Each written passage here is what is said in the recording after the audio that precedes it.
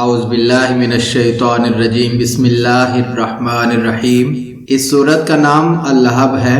اس میں 1 رکوع، 5 آیتیں، 20 کلمات اور 77 حروف ہیں۔ یہ مکہ مکرمہ میں نازل ہوئی۔ قرآن کریم میں نام لے کر ابو لہب کا ذکر کیوں کیا گیا؟ حالانکہ مکہ مدینہ اور دیگر قبائل عرب میں حضور صلی اللہ علیہ وسلم کے دشمنوں اور دین کے بدخواہوں کی کمی نہ تھی۔ ان کی اذیت رسائیاں، دل آزاریاں اور اسلام کو بحیثیت دین ناکام کرنے کی کوششیں ابو لہب کی سازشوں سے کسی طرح کم نہ تھیں۔ پھر اس کی کیا خصوصیت ہے کہ جس کے باعث اس کا نام لے کر ذکر کیا گیا؟ ابو لہب حضور صلی اللہ علیہ وآلہ وسلم کا حقیقی چچا تھا۔ حضرت عبداللہ اور ابو لہب دونوں حقیقی بھائی تھے۔ اس سے بجا طور پہ یہ امید کی جا سکتی تھی کہ وہ اپنے سکے بھائی کے یتیم بیٹے کے ساتھ شانہ بشانہ کھڑا ہوگا اور اس کی تائید و نصرت میں ذرا برابر کوتاہی نہیں کرے گا۔ نیز یہ بنی ہاشم کا رئیس تھا۔ عرب کا وہ معاشرہ جس میں ہادی برحق صلی اللہ علیہ وسلم تشریف لائے، اس میں ہر قسم کی مرکزیت قبیلے کو حاصل تھی۔ قبیلے کے ہر فرد کی امداد کرنا اس قبیلے کے سردار کی اخلاقی اور سیاسی ذمہ داری تھی۔ اگر وہ فرد ظالم بھی ہوتا تو مظلوم کی مدد کی بجائے قبیلے کے سارے افراد اپنے ظالم بھائی کی مدد کرنا ضروری سمجھتے۔ خونی اور خاندانی قریبی تعلقات کے علاوہ حضور صلی اللہ علیہ وآلہ وسلم کا پڑوسی تھا۔ دونوں مکانوں میں صرف ایک دیوار حائل تھی۔ پڑوسی کا حق دنیا کے ہر معاشرے میں مسلم ہے۔ نیز ہمسائیگی کے باعث وہ حضور کے ذاتی اور عائلی ایسے حالات کو بھی جانتا تھا جس سے عموماً دوسرے لوگ واقف نہیں ہوتے۔ ایسی پاکیزہ زندگی، پیاری صورت اور بے داغ کردار کا مشاہدہ وہ روز دیکھتا تھا، لیکن پھر بھی آپ صلی اللہ علیہ وآلہ وسلم پر کیچڑ اچھالنے سے باز نہیں آتا تھا۔ پھر جس شدت کے ساتھ وہ اپنی عداوت کا مظاہرہ کیا کرتا تھا، اس کی مثال ملنا بھی بہت مشکل ہے۔ حضور صلی اللہ علیہ وآلہ وسلم اپنے گھر میں جب مصروف عبادت ہوتے تو وہ مردہ جانوروں کے بدبودار اور گلی سڑی آنتیں اٹھا کر لاتا اور حضور پر پھینک دیتا۔ گھر کے آنگن میں کوڑا کرکٹ ڈالنا اور جہاں ہنڈیاں پک رہی ہوتی وہاں غلاظت پھینکنا اس کا معمول تھا۔ صرف اسی پر بس نہیں کی اور اس کی بدبخت بیوی امارت و وجاہت کے باوجود خود جنگل میں جاتی اور خاردار ٹہنیاں چنتی، ان کا گٹھا اپنے سر پر اٹھاتی اور رات کے وقت حضور صلی اللہ علیہ وآلہ وسلم کے راہ میں ڈال دیتی، تاکہ آخر شب جب حضور صلی اللہ علیہ وآلہ وسلم حرم کی طرف تشریف لے جائے تو آپ کے نرم و نازک پاؤں میں کوئی کانٹا ہی چبھ جائے۔ اعلان نبوت سے پہلے حضور صلی اللہ علیہ وآلہ وسلم کی 2 صاحبزادیاں اس کے 2 بیٹوں عتبہ اور عتیبہ کے ساتھ بیاہی گئی تھیں۔ جب حضور صلی اللہ علیہ وآلہ وسلم نے اسلام کی تبلیغ شروع کی تو اس نے اپنے دونوں بیٹوں کو بلایا اور صاف لفظوں میں کہا کہ اگر تم نے ان کی بیٹیوں کو طلاق نہ دی، میں تمہارے ساتھ بول چال، لین دین اور آنا جانا قطعاً بند کر دوں گا، تم میرا منہ بھی نہیں دیکھ سکو گے۔ چنانچہ دونوں نے حضور صلی اللہ علیہ وآلہ وسلم کی صاحبزادیوں کو طلاق دے دی، اور عتیبہ نے اپنے باطنی خباثت کا کچھ زیادہ ہی مظاہرہ کیا اور کہنے لگا وَالنَّجْمِ اِذَا هَوَىٰ کہ رب سے کفر کرتا ہوں۔ اس ناپاک نے روئے انور پر تھوکنے کی جسارت کی جو لوٹ کر اسی کے کبھی منہ پر آ پڑی۔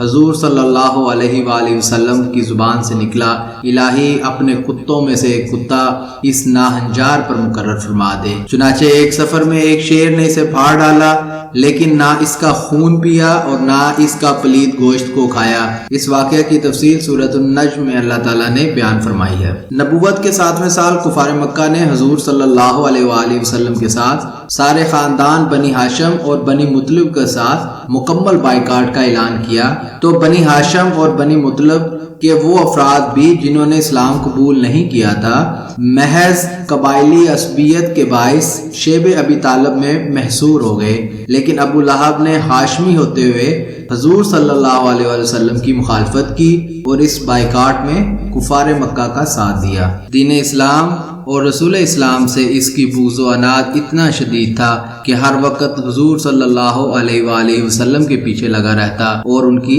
تکذیب کرتا۔ حضور صلی اللہ علیہ وآلہ وسلم کا یہ معمول تھا کہ جہاں کہیں تجارتی بازار لگتے یا لوگوں کا اجتماع ہوتا وہاں تشریف لے جاتے اور حاضرین کو توحید کی دعوت دیتے۔ یہ کم بخت ایسے ہر مقام پر پہنچ جاتا اور چلا چلا کر لوگوں کو کہتا کہ اے لوگو، یہ میرا بھتیجا ہے، یہ دیوانہ ہو گیا ہے، اس کے قریب مت جانا، اس کی بات ہرگز نہ سننا ورنہ گمراہ ہو جاؤ گے۔ الغرض اس سے اسلام کی تائید و نصرت کی جتنی توقعات وابستہ کی جا سکتی تھی وہ ان کے برعکس اتنی ہی شدت سے اسلام کی مخالفت میں سرگرم رہا۔ عداوت و مخالفت میں اس کا بڑا نمایاں کردار تھا جو ایک انفرادی حیثیت کا مالک تھا، اس لیے قرآن کریم میں اس کا نام لے کر لعنت کی بچھاڑ کی گئی۔ ابو لہب اس کی کنیت تھی اور وہ اسی سے زیادہ مشہور تھا۔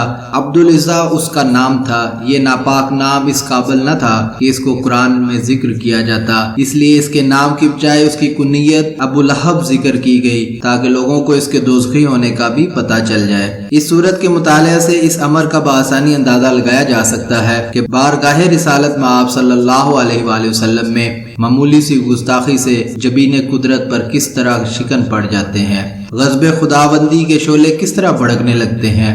اس بد نصیب نے تو ایک انگلی اٹھا کر اشارہ کیا اور نازیبہ الفاظ بکے۔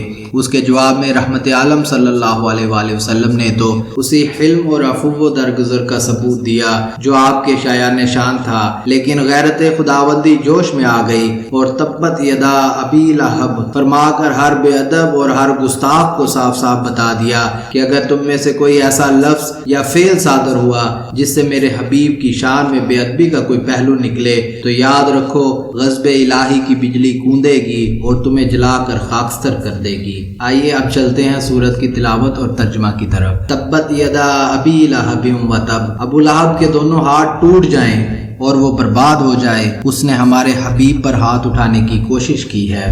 ما اغنا عنہ مالہ وما کسب، اسے اس کے موروثی مال نے کچھ فائدہ نہ پہنچایا اور نہ ہی اس کی کمائی نے۔ سیصلی نارا ذات لہب، ان قریب وہ شعلوں والی آگ میں جا پڑے گا۔ وامرأتہ حمالۃ الحطب، اور اس کی خبیث عورت بھی جو کانٹے دار لکڑیوں کا بوجھ سر پر اٹھائے پھرتی ہے اور ہمارے حبیب کے تلووں کو زخمی کرنے کے لیے رات کو ان کی راہوں میں بچھا دیتی ہے۔ فی جیدہا حبل من مسد، اس کی گردن میں کھجور کی چھال کا وہی رسہ ہوگا جس سے کانٹوں کا گٹھا باندھتی ہے۔ اللہ تعالی ہمیں صراط مستقیم پر چلنے کی توفیق عطا فرمائے، آمین ثم آمین۔